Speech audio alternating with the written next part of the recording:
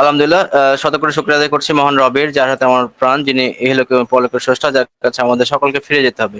তারপর পরে শত করে দরুদ ও সালাম বর্ষিত হোক আমার প্রিয় নবী আর মুহাম্মদ সাল্লাল্লাহু আলাইহি ওয়াসাল্লামের প্রতি। তারপর পরে কৃতজ্ঞতা প্রকাশ করছি আমাদের 14,27,483 জন ফাউন্ডার নয়নমণি স্বপ্নদ্রষ্টা লাভলি সিইও আসমা ফরেসার এবং তার পরিবারের প্রতি। আরো কৃতজ্ঞতা প্রকাশ করছি বাংলার জমিনে বাংলাদেশে যে সকল ফাউন্ডিং মেম্বার, যে সকল লিডারদের হাত ধরে অনপেশাবে যাত্রা শুরু হয়েছে, সে সকল ফাউন্ডিং মেম্বার, সে সকল লিডারদের। আরো কৃতজ্ঞতা প্রকাশ করছি আমার ব্লেজার মামুন রহমান মামুন ভাইয়ের, যার মাধ্যমে আমি অনপেশাবে সুযোগ পেয়েছি।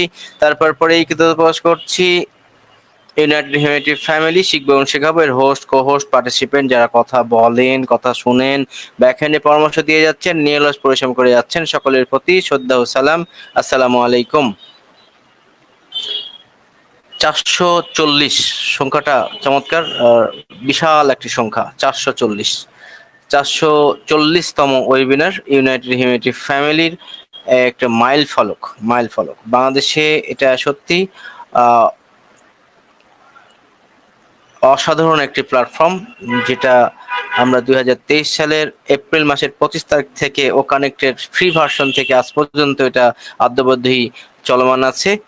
এমন একটি ওয়েবিনার আমি কথা বলতে পেরে আমি সত্যি কৃতজ্ঞতা প্রকাশ করছি এর সাথে যারা জড়িত, হোস্ট, কো হোস্ট, পার্টিসিপেন্ট সকলের প্রতি। বিশেষ করে জাফর ভাইয়ের অক্লান্ত পরিশ্রমের ফসল এই ইউনাইটেড হিউম্যানিটি ফ্যামিলি।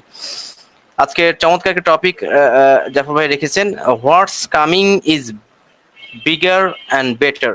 চমৎকার চমৎকার অসাধারণ একটি টপিক, যা আসছে তা বড় এবং ভালো। খুব সিম্পল একটি টপিক, কিন্তু অসাধারণ, বিশাল কিছু এখানে ব্যাখ্যা বিশ্লেষণের দাবি রাখে। যা আসছে তা বড় এবং ভালো। তাহলে আমরা একটু আগে যে আমরা জানতে হবে কি আসছে, অনপ্যাসিভ কি নিয়ে আসছে বা কোম্পানি আমাদের কি দিতে যাচ্ছে।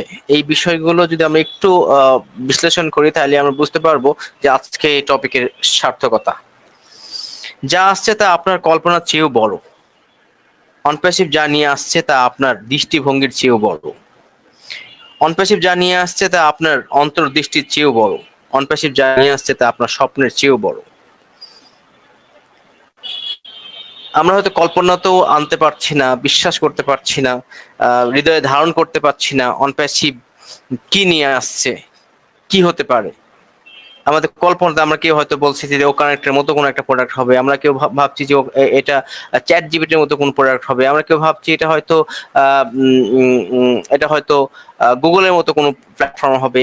আমরা এক একজন এক একভাবে কথা বলে যাচ্ছি, আসলে কি নিয়ে আসছে এটা আমরা কেউই এখন পর্যন্ত জানি না। এমনকি এলসি লিডাররাও কেউ নিশ্চিত করে বলতে পারছে না, শুধু স্যার কিছু শব্দ চয়ন করে বলছেন এই ধরনের প্রোডাক্টে এই জিনিস হচ্ছে যুক্ত থাকবে। আমরা এর বাইরে কিন্তু অন্য কিছু আমরা বুঝতে পারছি না। সাপোজ একটা বাড়ি তৈরি করা হচ্ছে, বলা হচ্ছে যে এই বাড়িতে এই বাড়িতে এই বাড়িতে শ্বেত পাথরের মার্বেল ব্যবহার হবে, শুধু এতটুকুই। কিন্তু এই প্রাসাদটা কেমন হবে, দেখতে কেমন হবে, এর ডান দিকে দরজা হবে না বাম দিকে হবে, উত্তরমুখী হবে না বাম দিকে হবে, এটা কততলা বিশিষ্ট হবে, কত বিশাল আয়তনের হবে, এই কোনো কিছু কিন্তু আমরা কিন্তু বুঝতে পারছি না। হয়তো বলা হচ্ছে এখানে 12 ধরনের কালার ব্যবহার হবে, আমরা আমরা এর বাইরে বুঝতে পারছি না 12 ধরনের কালারটা কোথায় কোথায় ব্যবহার হবে। আমাদের হয়তো বলা হচ্ছে এখানে উন্নত মানের পৃথিবীর শ্রেষ্ঠ পাথর ব্যবহার হবে, কিন্তু কোথায় কোথায় এই পাথরগুলো ব্যবহার হবে আমরা জানি না। আমরা হয়তো শুনছি যে এখানে পৃথিবীর শ্রেষ্ঠ কারিগররা এখানে কাজ করবে, অনেকটা তাজমহল তৈরির মতো। তাহলে আসলে এই তাজমহলটা কেমন হবে, এই প্রোডাক্টটা কেমন হবে, আমরা কেউই কিন্তু আমরা জানি না। জাস্ট কিছু হিন্টস আমরা পাচ্ছি বিভিন্ন জনকে বিভিন্ন ভাবে বলতে, কিন্তু আদৌ এটা পরিপূর্ণতা কি নিয়ে আসছে আমরা কেউই জানি না। শুধু আমি যে কথাগুলো বললাম এটাই আমাদের হতে যাচ্ছে। যা আসছে তা আপনার আমার কল্পনার চেয়েও বড়, যা আসছে তা আপনার আমার দৃষ্টিভঙ্গির চেয়েও বড়। আমাদের দৃষ্টিতে আসবে না, দৃষ্টির গোচরে আসবে না, এমন কিছু বিষয় অনপ্যাসিভ নিয়ে আসছে যেটা আপনার অন্তর্দৃষ্টিও কল্পনা করতে পারছে না, তেমন বিষয় নিয়ে আসছে আমাদের আসম ফয়েজ স্যার এবং তার টেক টিম। অনপ্যাসিভ যা নিয়ে আসছে তা আপনার স্বপ্নের চেয়েও বড়। আপনি কোনোদিন যেটা কল্পনা করেননি, আপনার 14 পুরুষ যেটা আপনাকে স্বপ্ন দেখাতে পারেনি, সেই স্বপ্ন পূরণ করার জন্যে সেই বাস্তবতা পূরণ করার জন্য অনপ্যাসিভ যা নিয়ে আসছে সেটা আপনার 14 পুরুষের স্বপ্ন পূরণ হবে এখান থেকেই। শুধু আমরা এটাই সংক্ষেপে বলতে পারি। কিন্তু এটা কি নিয়ে আসছে, কিভাবে আসছে, এটা সারা পৃথিবীতে কি রেভলিউশন সৃষ্টি করবে, এই বিষয়গুলো আমাদের কল্পনার চাইতেও বাইরে, কল্পনার বাইরে। অনপ্যাসিভ যা নিয়ে আসছে সেটা মানি ফ্রিডম নিয়ে আসছে, এতটুকু আমরা জানি। কিন্তু মানি ফ্রিডমটা কিভাবে দিবে, কত টাকা আমরা পাবো, কত টাকা পেলে আমরা মানি ফ্রিডম পাবো? যারা উন্নত বিশ্বে থাকে, যারা ইউরোপ আমেরিকায় থাকে, তাদের ইনকাম, তাদের সফলতা পেতে হলে, তাদের মানি ফ্রিডম পেতে হলে তাদের ইনকাম কত হবে? আমাদের দেশে আমরা যারা খুদে ফাউন্ডার আছি, আমাদের আয় ইনকাম কম, আমাদের ইনকাম যদি তাদের মতো হয় তাহলে আমাদের অবস্থা কোথায় যাবে? তাদের ইনকামের চাইতে আমাদের ইনকাম কিন্তু 120 থেকে 22 গুণ বেশি। তাদের জীবন মান যেটা হবে তার চাইতে কিন্তু আমাদের জীবন মান অনেক অনেক গুণ বৃদ্ধি পাবে। সাপোজ আপনাকে একটু বুঝিয়ে বলি, আমরা যখন ও ফাউন্ডার ব্যাক অফিস ব্যবহার করতাম, ওখানে একটা আমি নোটিশ পেয়েছিলাম, আপনারা নিশ্চয়ই দেখেছেন। সেখানে আমেরিকায় একটা বুফে পার্টি, অনপ্যাসিভের ফাউন্ডারদেরকে নিয়ে বুফে পার্টি আয়োজন করা হয়েছিল। এটা একটা পপ আপ দেওয়া হয়েছিল ও ফাউন্ডার ব্যাক অফিসে। যারা দেখেছেন তারা আমার সাথে হ্যাঁ হ্যাঁ মেলাবেন। ও ফাউন্ডারদেরকে নিয়ে একটি আমেরিকায় একটি পার্টি আয়োজন করা হয়েছিল, যেটা বুফে পার্টি। বুফে পার্টির ফি ধরা হয়েছিল এক একটা ফাউন্ডারের, শুধু বুফে পার্টির জন্য একবেলা আনলিমিটেড খাওয়ার যেটা অবস্থা সেটা আমরা বুফে বলি। সেই বুফে পার্টির ফি ওখানে ধরা হয়েছিল $999, $999, প্রায় 1000 ডলারের মতো। $999 ছিল হচ্ছে সেই পার্টিতে অংশগ্রহণ করার জন্য। আচ্ছা কল্পনা করেন তো, 999 যদি বাংলাদেশে টাকা হিসেবে কনভার্ট করি তাহলে কত হয়? 1,20,000 থেকে 22,000 টাকা। তাহলে 1,20,000-22,000 টাকা যদি হয়, আপনি কল্পনা করেন তারা একটা বেলা, একটা ডিনার পার্টিতে বুফে খাওয়ার জন্য 1,20,000 টাকা খরচ করছে। তাহলে আপনি আমি যদি বাংলাদেশে ঢাকার মতো একটা জায়গায়, গুলশানের মতো একটা জায়গায়, উত্তরার মতো একটা জায়গায়, ধানমন্ডির মতো একটা জায়গায় যদি আমরা বুফে পার্টি খাই, তাহলে সর্বোচ্চ 1,500 টাকা, সর্বোচ্চ 1,500 টাকায় আমাদের একটা বুফে পার্টির আয়োজন করা সম্ভব। আমেরিকার মতো জায়গায় কত লাগছে? 1,20,000। তার মানে আপনি এখানে কমপক্ষে 1,19,000 টাকা আপনি সেভ করতে পারছেন। 1,19,000 টাকা আপনার সেভ হচ্ছে ওদের মতো একটা পার্টি সেন্টারে যদি আমরা খাওয়া দাওয়া করি। তাহলে আমাদের এখানে খরচ হচ্ছে 1,500 টাকা সর্বোচ্চ, আর তাদের ওখানে খরচ হচ্ছে 1,20,000 টাকা। তাহলে আপনি এখানে যে 1,19,000 টাকা আপনি কত 119 গুণ আপনি এখানে সেভ করতে পারছেন। বিষয়টা এখানে যে ওদের মতো যদি আমরা লাইফ স্টাইল করি তাহলে কিন্তু তাদের চেয়ে আমরা বেটার কিছু হচ্ছি। তাহলে উন্নত দেশের তুলনায় আমরা যেহেতু এগিয়ে থাকবো ইনকামের দিক দিয়ে, শুধু ডলার এক্সচেঞ্জের কারণে আমাদের ইনকামটা তাদের চাইতে 120 গুণ বেশি হবে, জীবনযাত্রার মান তাদের চাইতে আমাদের এখানে বেশি হবে। সেই দিকে যারা অনুন্নত দেশ আছে তারা কিন্তু উন্নত দেশের কাতারে চলে যাবে, যেহেতু তাদের চাইতে আমরা 119 গুণ 20 গুণ আমরা বেশি সেভিং করতে পারবো। আমরা কিন্তু তাদের চাইতে বেশি কাজ করতে পারবো, হিউম্যানিটি করতে পারবো, সমাজের অবকাঠামোর, রাস্তাঘাট, কালভার্ট, সরকারি যে কোনো বিষয়ে, ট্যাক্স থেকে শুরু করে সকল ক্ষেত্রে কিন্তু আমরা অবদান রাখতে পারবো। উন্নত দেশের মানুষে যা করবে তার সাথে আমরা বহু গুণে বেশি করতে পারবো। তাহলে আমরা এই চমকটা যদি আমরা একটু বিশ্লেষণ করি তাহলে আমরা বুঝতে পারবো যে মানি ফ্রিডমটা শুধু যে ব্যক্তিকেন্দ্রিক হবে তা না, সমাজ কেন্দ্রিকও হবে। আমেরিকার একজন ফাউন্ডার যে পরিমাণ সামাজিক কাজ করবে তার চাইতে আমরা 120 গুণ বেশি কাজ করতে পারবো। একটু কল্পনা করবেন, একটা ফাউন্ডার যদি একটা গ্রামের, আমেরিকার মতো একটা গ্রামের উন্নয়ন সাধন করে, আপনি কিন্তু সেম আমেরিকার মতো একজন ফাউন্ডার যে ইনকাম আপনি করবেন সেটা আপনি কিন্তু 120টা গ্রামের উন্নয়ন করবেন। একটু কল্পনায় নিয়ে আসেন। তাহলে আমেরিকায় যদি 120টা পরিবারের তারা যদি উন্নয়ন করে, আপনি কিন্তু তার 120 গুণ উন্নয়ন করতে পারবেন। তারা যদি একটা জেলার উন্নয়ন করে, আপনি কিন্তু 120টা জেলার উন্নয়ন করতে পারবেন। তো এইভাবে একটু কল্পনা করেন আপনার মানি ফ্রিডমটা কিভাবে আসছে। আমেরিকার একজন ফাউন্ডার যে ইনকাম করবে সেম ইনকাম আপনিও করবেন, কিন্তু ডলারের তারতম্যের কারণে আপনি কিন্তু অনেক সুবিধা ভোগ করছেন। শুধু যে বাংলাদেশি ভাই ফাউন্ডারদেরকে বলছি তা না, এখানে পৃথিবীর বিভিন্ন দেশে ডলারের কারেন্সি কম বেশির কারণে এই সুবিধাটা আমরা পাবো। এটা বাংলাদেশ, ইন্ডিয়া, পাকিস্তান যারা অনুন্নত দেশে আছি, যারা উন্নয়নকামী দেশে আছি, তারা কিন্তু সবচেয়ে সুবিধাভোগী হব। এই সুবিধাটা আমি আসলে বোধহয় বোঝাতে পেরেছি। ডলার ইনকাম হওয়ার কারণে এই সুবিধাটা আমরা পাবো। তাহলে এই যে বড় কিছুর অংশ হতে যাচ্ছে, শুধু আপনাকে বললাম যে কারেন্সির এই ডলার ইনকাম করার কারণে আমাদের এই চেঞ্জটা আসছে, যেটা আপনাকে যেই ফ্রিডমটা দিবে, মানি ফ্রিডমটা দিবে, সেটা শুধু যে এই অর্থনীতির বিশ্ব অর্থনীতির ক্ষেত্রে আপনাকে উন্নত করছে তা না, আপনার নিজের দেশে যে বিষয়টা ঘটনা ঘটে যাবে, যে বাংলাদেশ থেকে 1 কোটি সরকারি পরিসংখ্যান মতে 1,30,00,000 প্রবাসী যারা ইনকাম এনে দেয়, প্রতি মাসে ইনকাম এনে দিচ্ছে 3 বিলিয়ন, 30,000 কোটি টাকারও বেশি, 3 বিলিয়ন ইনকাম আনছে প্রবাসী ভাইয়েরা প্রতি মাসে। কত? 3 বিলিয়ন। এই ইনকামটা যখন হুট করে বেড়ে যখন দেখবে সরকার, বাংলাদেশ সরকার বা যে বিভিন্ন দেশের সরকার, যে এই কারেন্সিটা যেখানে আসতো আগে 3 বিলিয়ন, হুট করে যখন এটা 6 বিলিয়ন, 7 বিলিয়ন, 10 বিলিয়ন হয়ে যাবে, এর কি কারণ তল্লাশি করবে না? অবশ্যই প্রত্যেকটা সরকার কিন্তু এটা তল্লাশি করে দেখবে যে আমার এই কারেন্সিটা হুট করে এটা দ্বিগুণ তিনগুণ কিভাবে হচ্ছে। যখনই এটাকে দেখবে যে এটা বহুগুণে বাড়ছে। আমি একটা উৎসদের উদাহরণ দিই। আমার এখানে সরকার ভাই আছেন নওগাঁর, ওখানে একটা নওগাঁর জায়গার নাম কি, যেটাকে অর্থনৈতিক জোন ঘোষণা করা হয়েছিল সরকার ভাই? সাপাহার। হ্যাঁ, কথাটা আপনারা একটু মিলিয়ে নেবেন। সাপাহার থেকে প্রচুর পরিমাণে অর্থলগ্নি হয়, মানে ব্যাংকে লেনদেন হয়। এটা বাংলাদেশ ব্যাংকের চোখে পড়েছিল। সাপাহার থেকে এত পরিমাণ টাকা, 300 কোটি টাকা, 300 কোটি বছরে, মাসে,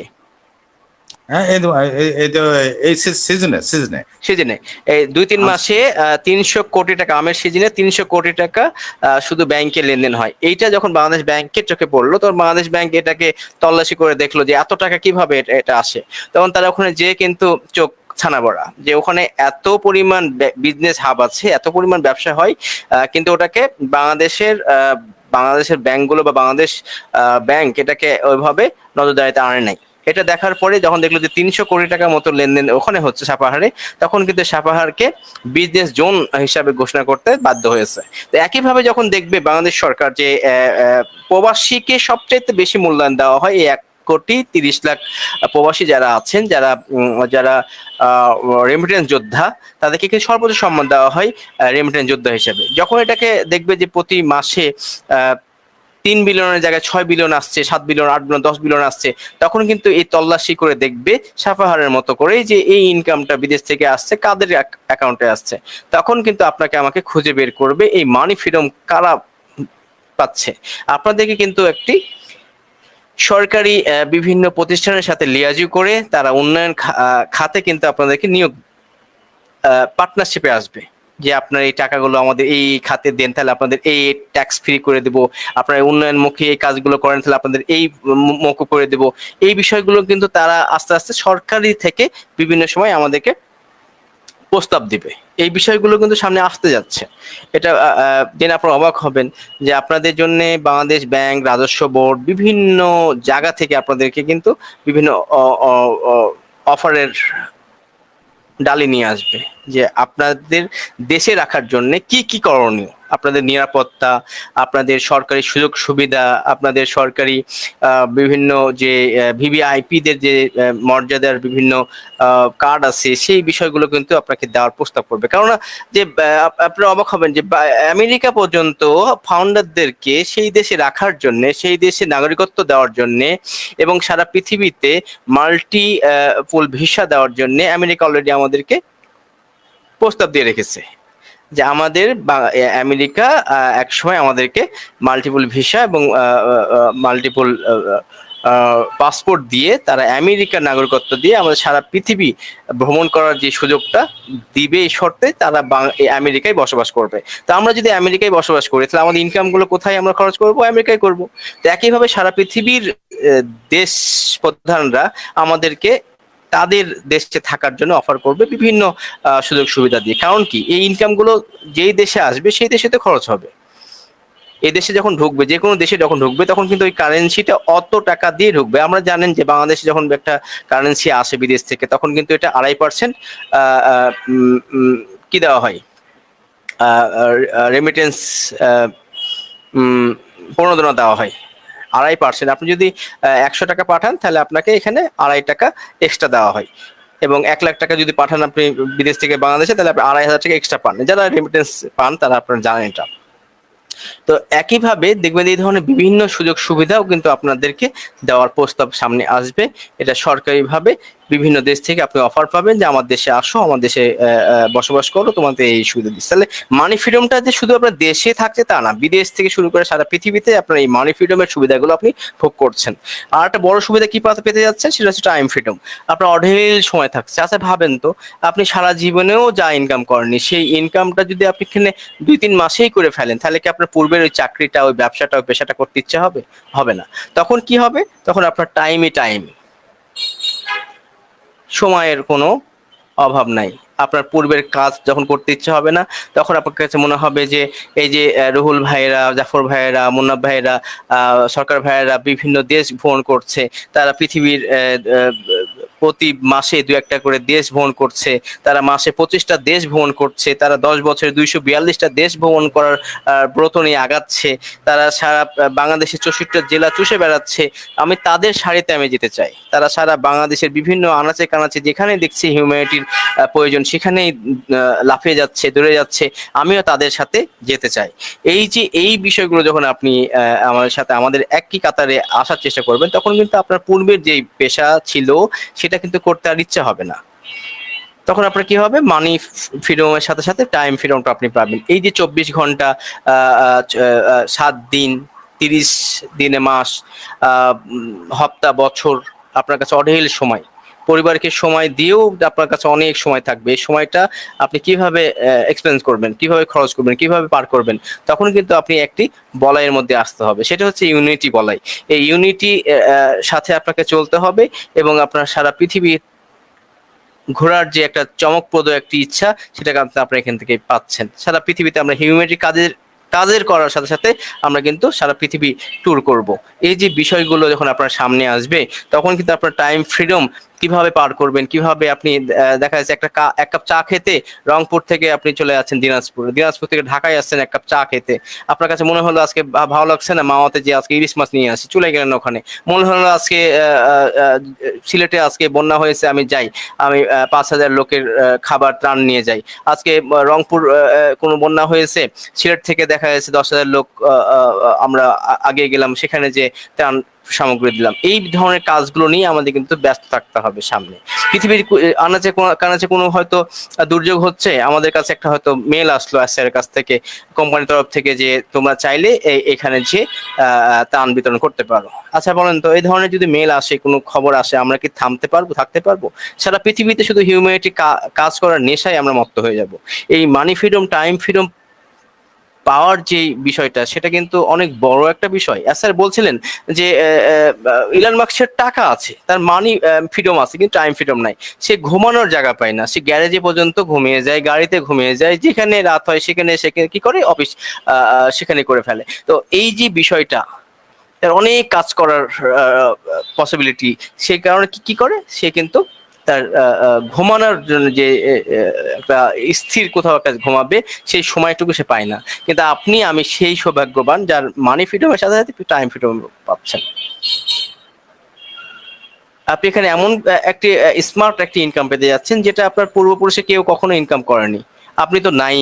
আমাকে অনেকে বলে এখানে ইনকাম আমি কেমন হতে পারে, তা আমি সহজভাবে বলি যে এমন কোনো অনপ্যাসিভ ফাউন্ডার নাই যার পূর্বে ইনকাম বলবে যে আমি আগেই ভালো ছিলাম, অনপ্যাসিভ যা ইনকাম আসছে তার চাইতে আমি আগেই ভালো ইনকাম করতাম। এই কথা পৃথিবীর কোনো ফাউন্ডার বলবে না। ইনশাল্লাহ এমন ইনকাম পেতে যাচ্ছি যেটা আপনি পেয়ে ধন্য হবেন।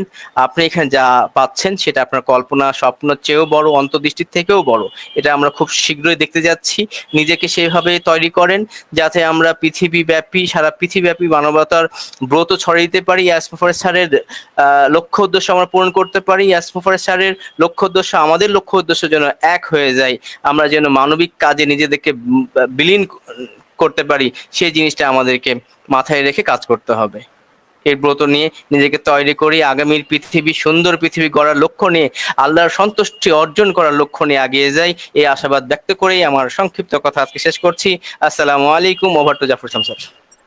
অসাধারণ অসাধারণ, জোরে জোরে জোরে জোরে। Thank you, thank you, thank you. দারুণ,